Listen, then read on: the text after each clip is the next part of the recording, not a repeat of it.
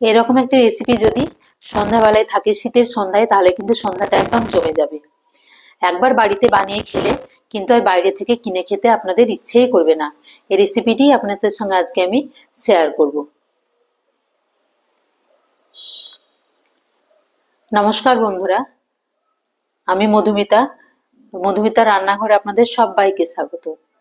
শীতের দুপুরে বা শীতকালে তো অনেক রকমের সবজি পাওয়া যায়, সেই সবজি দিয়েই আমি আজকে আপনাদের ভেজিটেবিল চপ রেসিপিটি করে দেখাবো।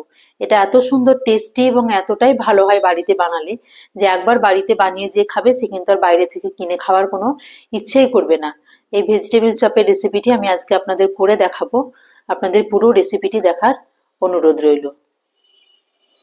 চলুন তাহলে রেসিপিটি দেখে নিই। আপনাদের এই রেসিপিটি এর জন্য আমার লাগবে কিছু গাজর এবং বিট।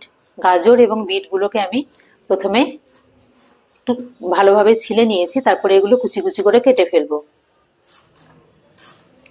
আপনারা চাইলে এগুলো কিন্তু গ্রেড করেও নিতে পারেন, তবে আমি এগুলো গ্রেড করে নেওয়ার চেয়ে এগুলো কেটে নিলেই কিন্তু বেশি ভালো হয়। আমি এখানে একটা বড় সাইজের গাজর নিয়েছি, আপনারা চাইলে দুটো বা তিনটে যেমন পরিমাণ বানাবেন সেরকম নিতে পারেন। এখানে নিয়ে নিয়েছি একটা বিট, ভালো করে এটা ছিলে নেব। তারপরে সুন্দর সুন্দর ছোট ছোট লম্বা লম্বা করে কিন্তু কেটে ফেলবো। খুব বেশি মোটা করব না, একদম পাতলা পাতলা করে কেটে নেওয়া যাবে, তাহলে কিন্তু তাড়াতাড়ি সেদ্ধ হয়ে যাবে।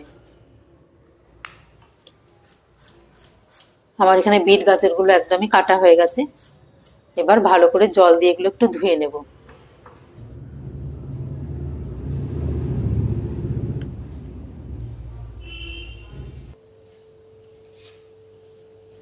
আমি কেটে নেওয়ার আগেও কিন্তু একবার ধুয়ে নিয়েছিলাম, তারপরে এখন আর একবার ধুয়ে ফেলবো।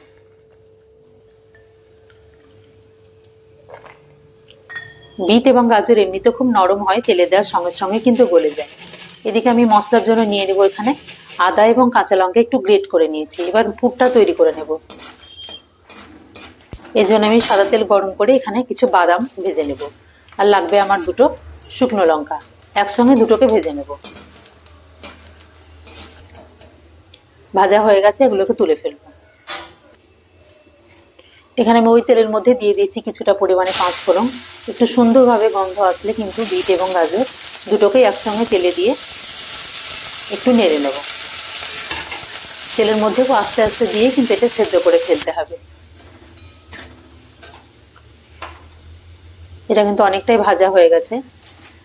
এবার আস্তে আস্তে মশলাগুলো মেশাতে থাকবো। এখানে আমি নিয়ে নিয়েছি গ্রেট করা আদা এবং কাঁচা লঙ্কা, দিয়ে দিয়েছি হলুদ গুঁড়ো, লঙ্কা গুঁড়ো, ধনে গুঁড়ো এবং গরম মশলা গুঁড়ো এবং সবজি মশলা। সব মশলাগুলোকে খুব ভালোভাবে নেড়ে একটু কষিয়ে নেব। আঁচটা কিন্তু একদম সিমে রেখে করতে হবে। দিয়ে দিলাম পরিমাণ মতো লবণ, 1 চামচ মতো লবণ আমার লাগবে এখানে, আর 2 চামচ মতো চিনি। যেহেতু ভেজিটেবল চপ খেতে একটু মিষ্টি মিষ্টি হয়, তাই চিনির পরিমাণটা একটু বেশি দেবো এখানে। এদিকে সবজিগুলোও কিন্তু খুব ভালোভাবে গলে গেছে। আপনারা চাইলে কিন্তু ফুলকপি, মটরশুঁটি এগুলোও দিতে পারেন। এখানে আমি দুটো আলুকে একটু প্রেসার করে সিদ্ধ করে নিয়েছি। এবার সেই গ্রেট করা আলুগুলোকে হাত দিয়ে ভেঙে একটু দিয়ে দেব। মশলার সঙ্গে একটু ভালোভাবে আলুটাকেও কিন্তু কষিয়ে নিতে হবে।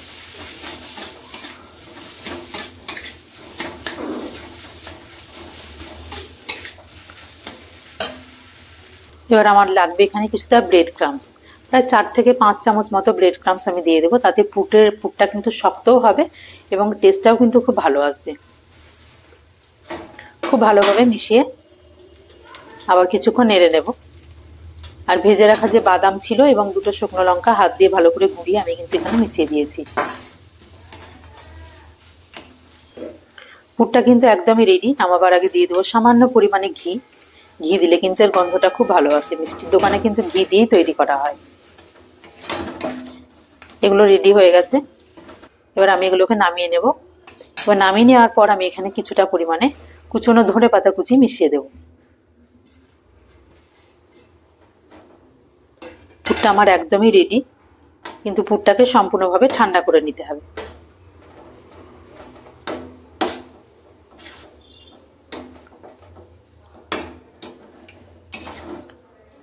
ভালো করে ধনেপাতাটা নামানোর পরে কিন্তু আমি নামিয়ে নিয়েছি। এবারে কিছুক্ষণ এটা ঠান্ডা করতে দেব। প্রথমে আমি একটা ব্যাটার তৈরি করে নেব। তার জন্য আমি নিয়ে নেব এখানে কিছুটা কর্নফ্লাওয়ার,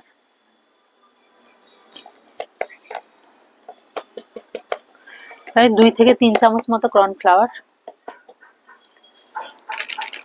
আর লাগবে আমার ময়দা।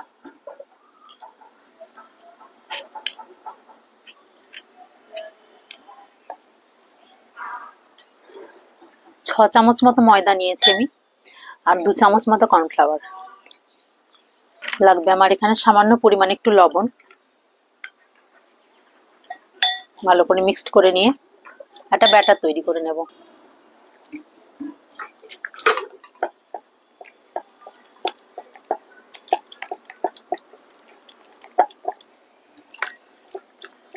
খুব মোটা হলে এগুলো আবার গা থেকে তখন ছেড়ে যাবে, তো একটু পাতলা করে নিতে হবে।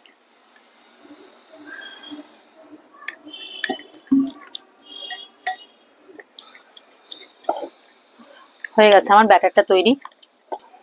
এখানে আমার পুরটা কিন্তু সম্পূর্ণ তৈরি হয়ে গেছে এবং ঠান্ডাও করে নিয়েছি। এবার এগুলোকে হাত দিয়ে শেপ করে নেব। আমি এখানে কিছু ব্রেড ক্রাম্বস নিয়ে নিয়েছি, এগুলো আমি মিষ্টির দোকান থেকে কিনে নিয়ে এসেছি। আপনাদের কাছে না থাকলে আপনারা টোস্ট বিস্কুট বা লেলুয়া যেগুলো পাওয়া যায় সেগুলো কিন্তু বাড়িতে, বা পাউরুটি সেগুলোও কিন্তু বাড়িতে এভাবে একটু মিক্সিতে ঘুরিয়ে নিতে পারেন। এইটুকু করে আমি নিয়েছি হাতে করে এভাবে একটু গোল করে নেব। তারপরে বিস্কুটের গোলার মধ্যে দিয়ে কর্নফ্লাওয়ার এবং ময়দা দিয়ে আমি গোলাটা বানিয়েছি। আপনারা চাইলে কর্নফ্লাওয়ার না থাকলে আপনারা অ্যারারুট বা চালের গুঁড়োও কিন্তু দিতে পারেন, সেটা দিয়েও ভালো কাজ হবে। এইভাবে হাতে করে একটু রোল করে নিতে হবে, তাহলে শেপটা খুব সুন্দর হয়।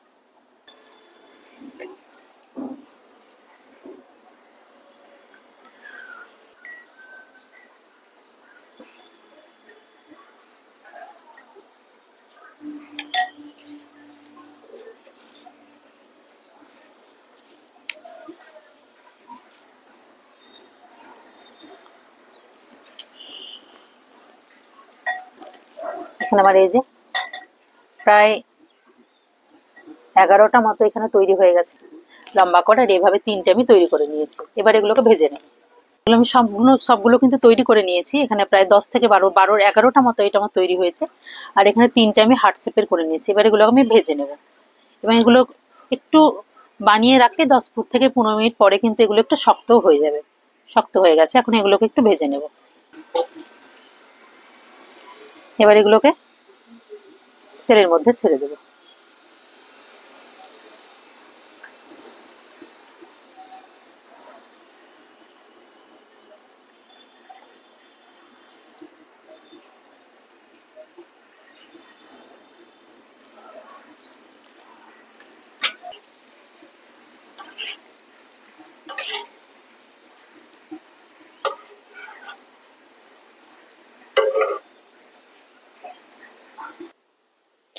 এগুলো কিন্তু ভাজতে বেশি সময় লাগে না, 1 থেকে 2 মিনিটের মধ্যেই কিন্তু এক একটা ব্যাচ রেডি হয়ে যাবে। এগুলো ভাজা হয়ে গেছে, এবার আমি তুলে নেব। মিডিয়াম ফ্লেমে এগুলো ভেজে নিতে হবে। এবার আরো কিছু এখানে বাকি আছে, সেগুলোকে আমি ভেজে ফেলবো। খুব তাড়াতাড়ি রেসিপিটি কিন্তু বাড়িতে তৈরি হয়ে যায় এবং সম্পূর্ণ নিরামিষ, একদম দোকানের মতো মুচমুচে এবং টেস্টি হবে। আপনারা অবশ্যই বাড়িতে এভাবে একবার বানিয়ে দেখবেন। ভালোভাবে উল্টে পাল্টে এগুলোকে ভেজে নেব।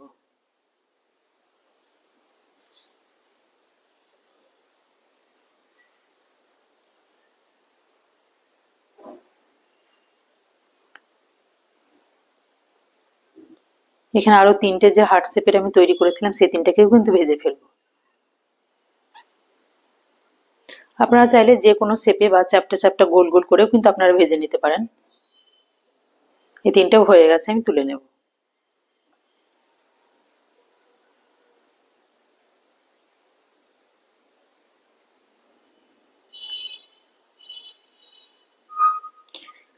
আমার এই রেসিপিটি কিন্তু একদমই রেডি। আপনারা চাইলে এগুলো সসের সঙ্গেও খেতে পারেন, বা এমনিও ভেজিটেবিলটা চপটা এত টেস্টি হয় যে আপনারা এইভাবে শুধুও খেতে পারেন। আপনারা অবশ্যই এভাবে একবার বাড়িতে বানিয়ে দেখবেন, দেখবেন দোকানের থেকে কোনো অংশে কম নয়।